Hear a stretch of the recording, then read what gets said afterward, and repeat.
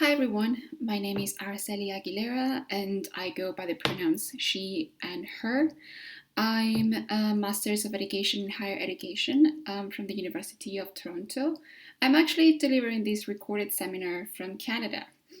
I will be talking about gender equity in higher education setting, but I have tailored this presentation to address the gender inequalities prevailed in the business school and culture. So this presentation has a guiding question, of course, that I would like you to think about. It's pivotal to underscore that teaching and learning with a gender perspective stimulates critical thinking to identify and dismantle norms, rules, and stereotypes related to gender, which in turn will reduce the cases of violence toward women and other identities, which is what we're witnessing in Chile and in Latin America. So I hope by the end of this brief introduction to gender equity, you will have the knowledge and criticality to answer what do I need to learn to help change the world to make it a more equitable. So the goals for this presentation will be ingrained in this idea of social justice as well. So to explore the ways in which gender and intersectionality shape the schooling process, especially yours from outside in and inside out, and also to briefly account for a feminist intersectional perspective to that experience as well, and also popular culture. So this is a 20-minute seminar. I won't be able to dive into what feminism is, but I will give you some resources at the end of the presentation if you wish to know, if you haven't come across this term. That it's very, very, very important to know nowadays. So let's first start with what is equity and to explain some differences between equality and equity. They are not the same concepts, and I wish that from this picture, the boxes, you can see that what we're aiming at this presentation is for liberation, to reduce the fence, to get rid of that fence that is blocking. But now we're just going to focus on gender equity, and I think it will be very clear with an example that I've got for you. If we say that there is no difference between men and women and other gender identities, and that we should all be treated equal, aren't we glossing over, covering up, whitewashing the history of systemic and societal oppression that countless individuals have and do face in relation to gender? Well, yes. That's why education's goal is to work toward liberation, because gender equity refers to the provision of fairness and justice in the distribution of benefits and responsibilities between women and men and other gender identities. We're going to be talking about these other gender identities and what do we mean by them. So this picture here, where we have Hillary Clinton surrounded by white, except for one, Caucasian politicians, reminds us of the danger of a single story. I strongly recommend you to watch Chimamanda Adish's TED Talks. Well, she's a writer, a Nigerian writer, and I'm going to put the reference at the end of this presentation. But she claims that to become allies, we need to listen to and be critical about the information, stories, narratives, and content that we read and consume. So when we show people as only one thing over and over and over again, that is what they become. This quote illustrates power of who has control of our ideas and inevitably what values we internalize and believe to be true. If we have been told that boys wear blue and women pink, the social constructions around us are naturally internalized, skew our perspectives of our world, and inevitably shape our behavior. The same thing if boys are told that they should be engineers, that they will be engineers, and women, they will stay at home, then that internalizes our conceptions of who we want to be or who we could become. So If our professors or lecturers only refer to successful cis heterosexual white men in the business area, what will I get from that dominant narrative? If my English teacher only shows white heterosexual couples in a picture, or a board just like this, full of cis white wealthy men, will I, as a trans woman, ever feel or ever see myself as a CFO of a company? So when we refer to intersectionality, we recognize how each person simultaneously exists within multiple and overlapping identity categories, included but not limited to citizenship, class, ethnicity, gender expression or gender identity, race, and religion. So the ways in which an individual experiences systemic privilege and oppression are impacted by the interplay, the dynamics, right, of these identity categories, depending on how they are valued by social institutions. So we're going to move to explain what gender is, because I think that it's quite important to make the difference between gender and sex. So when we talk about gender, it's a category assigned by society, but it's highly personal too. So the difference between gender and sex is that assigned sex, or just sex, is the classification of a person as male, female, or intersex. Don't forget about that. There's people that are intersex as well, based on biological characteristics including chromosomes, hormones, external genitalia, and reproductive organs. Basically, it's what it's been decided by the physician once you're born. However, gender identity is a person's internal and individual experience of gender. This could include an internal sense of being a man, woman, both, neither, or another gender entirely. A person's gender identity may or may not correspond with social expectations associated with the sex they were assigned at birth. So gender historically refers to the masculine or the feminine. However, we also touch upon what's been known as the gender spectrum. So there is a temptation to think that gender and sex are or should be aligned, that if you have been designated an M, masculine, you should be masculine, and if you're an F, you should be feminine. Gender, however, is not a part of our identity that fits in a box. It's not binary, it's not black and white, because it's a social construct that is highly personal. So how would you identify now? I am an ally. I identify as a female, cisgender, heterosexual, Latin American, middle class person scholar. So in order to identify, right, our identities and who we are, we can also be able to be critical about it and to strive for social justice in an egalitarian society, right? So first and foremost, we need to acknowledge our privileges that we were talking before. What are those privileges? I'm very sorry, but we'll have to talk about this in order to tackle them.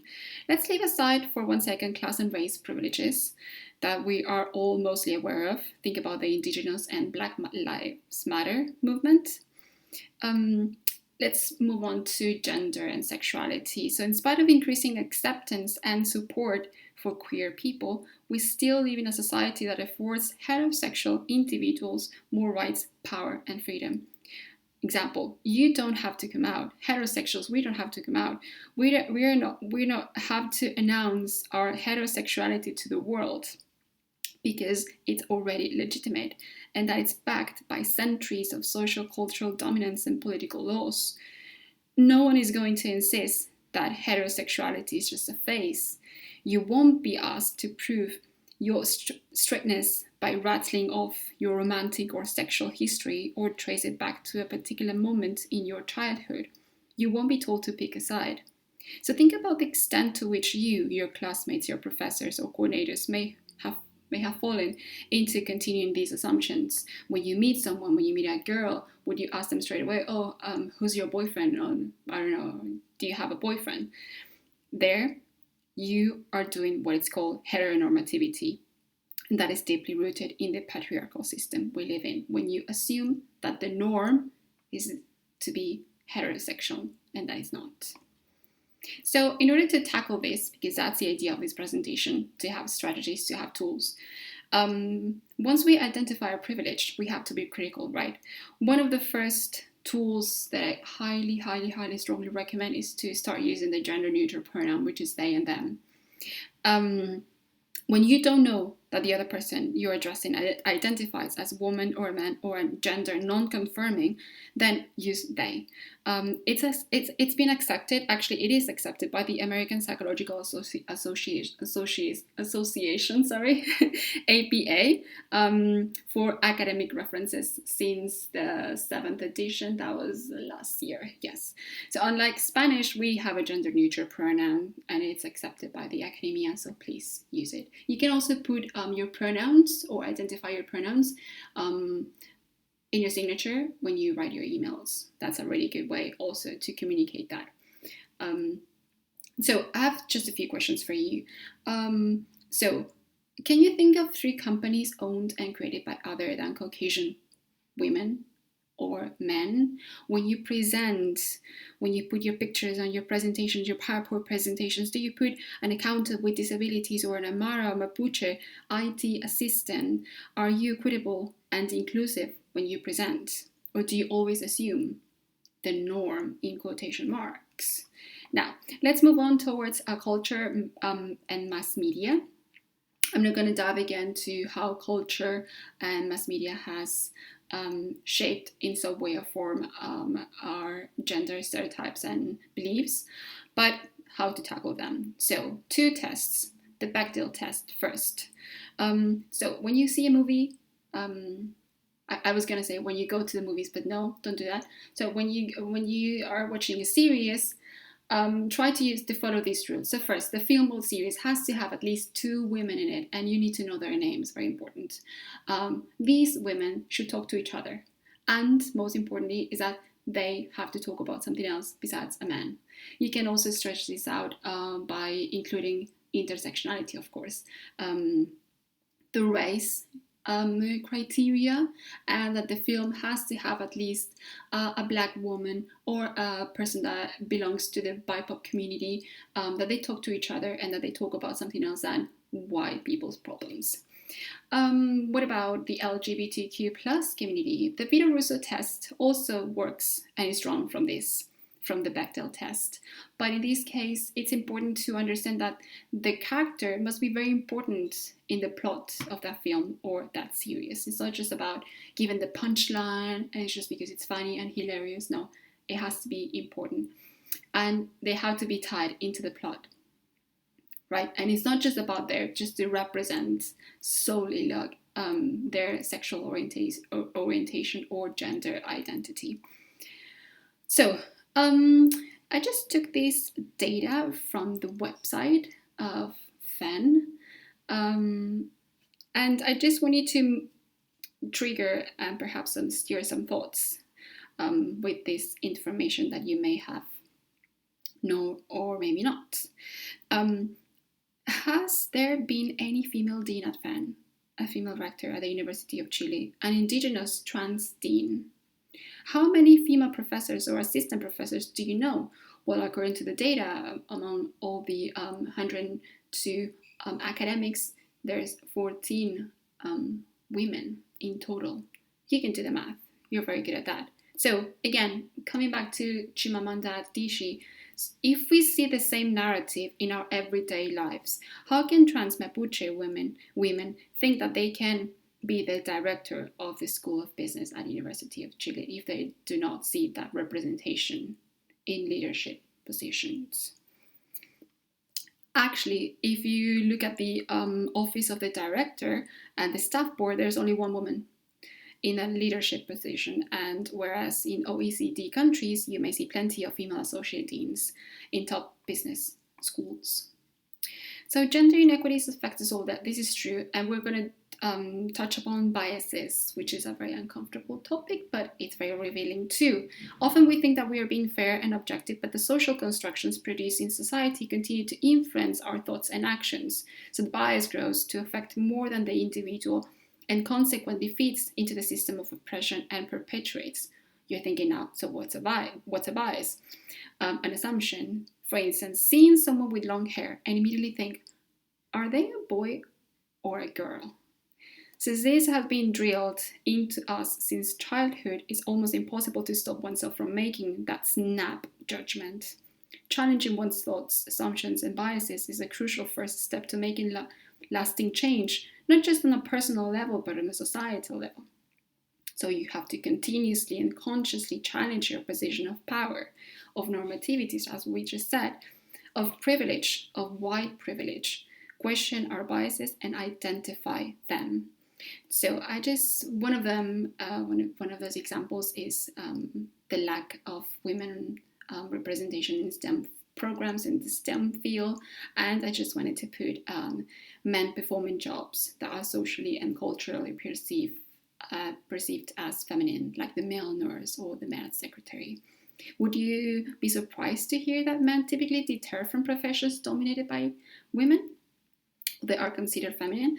Well, there's a sociological and psychological research on gender beliefs and stereotypes in male, and studies suggested that men are trapped by the gender roles that they have themselves authored.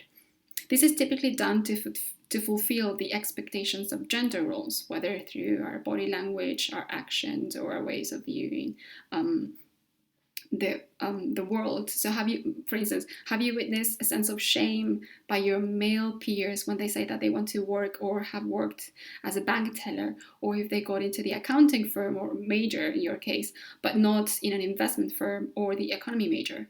So there is also the belief that in business school that women don't take leadership roles because of their family plans and attitudes associated with childcare, and how leadership roles aren't flexible to accommodate it. So these are examples that share gender beliefs, such as stereotypes about occupations or status expectations, can manifest in everyday interactions, which can occur in educational settings like schools and in the community. Now, a gender perspective, right, the feminist lens in education would address these issues. Educators must be aware of how these internalized ideas shape the classroom context. How can we ensure that students are not already internalizing false truths from gender stereotypes that they're exposed to, like men should not be nurses because girls are only nurse, for example. So even though gender equality remains a central issue in business and business education, while some statistics offer hope but demonstrated that the business world is improving, it's very slowly, and because it's a realm that is still dominated by men. Continuing with the biases that we were talking about, there is a gender issue, which is mostly represented or seen, right, by the gender wage gap, the pay gap. In business and in other areas. So yes, women earn less than men, that's true. But the complexity of the topic, it's not just as simple as to say just because of a gender issue. It's because it's about motherhood being highly penalized. Now, I'm just going to put the example of women deans in the business schools. So the example is I took Wendy Loretto, which is, she is the dean of the University of Edinburgh Business School. And when she was interviewed, it caught my attention that she claimed that the greatest barriers to women pursuing the top jobs is a quasi-macho organizational culture that it's been developed. In the university, for instance, efforts to emulate the world of business, many schools have created work environments which encourage and reward long hours and frequent international travel. Now, these practices are often incompatible with maintaining a healthy work-life balance, particularly if you have a family care commitments, and if those family care commitments are not equally shared with the other partner. So this is one of the main reasons there is a gender wage gap. As I said, motherhood is highly penalized.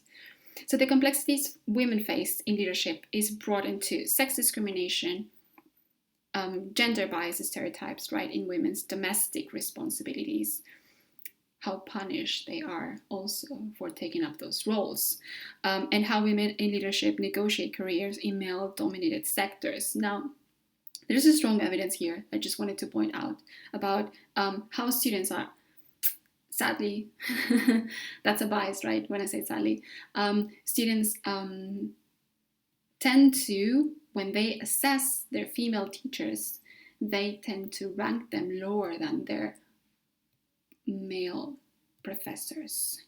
This is an issue and it's been researched, and that's a bias, right? So there are students against women in teachers' positions when they assess them. As you, at the end of every course, you assess your professor. Anonymous comments, it's been researched that you rank them or you provide a lower grade for those female assistant professors, for instance, compared to the male professors. Think about that. Now, finally, let's take a look at the feminist classroom, right? So it's, when we talk about the STEM fields, I wanted to put a picture here of a female scientist.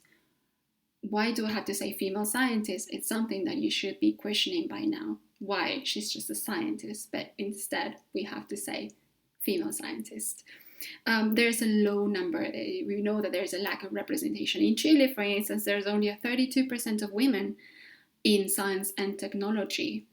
So a quick example of the impact of a feminist education focused on gender inclusion is a traditional biology class. Yes, biology. Textbooks enforces the gender binary and therefore can exclude a number of students with diverse identities, right? Binary, white, black, man, woman, and not the spectrum that we were talking about. The pictures showed men significantly more than women as scientists, effectively reinforcing the stereotype that science is just for men and not for women. So if I had asked you before, think about a scientist, who would you have pictured? Who would you have imagined? A boy, a girl?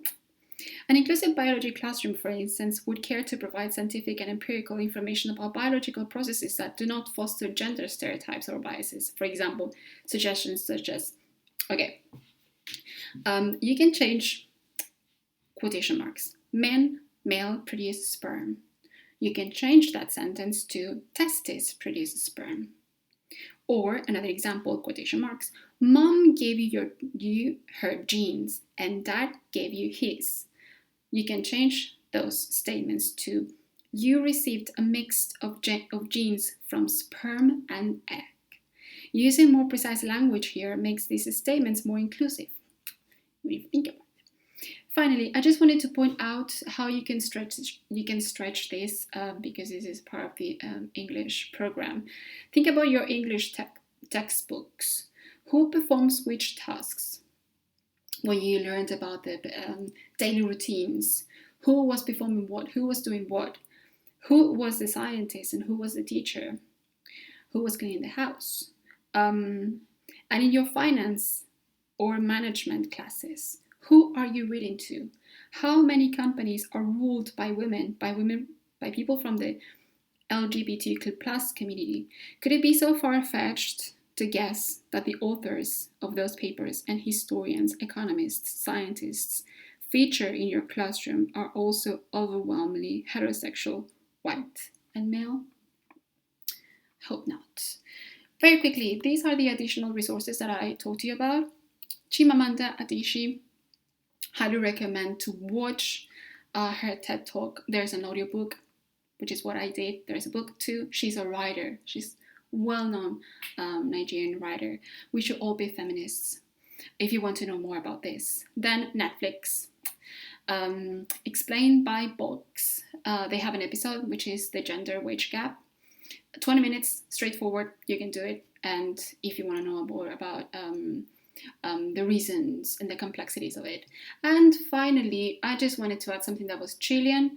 There's a podcast called Capadas, for female students from the University of Chile from different majors. Some of them are already graduate. Talk about different things, utilizing a feminist lens, but also using your own language. So finally, these are the questions that I want you to think about, ponder, and write Please identify your preferred pronouns when you write your essay. Think about if you go by she or her, he or him or his, and if you want to use they, them.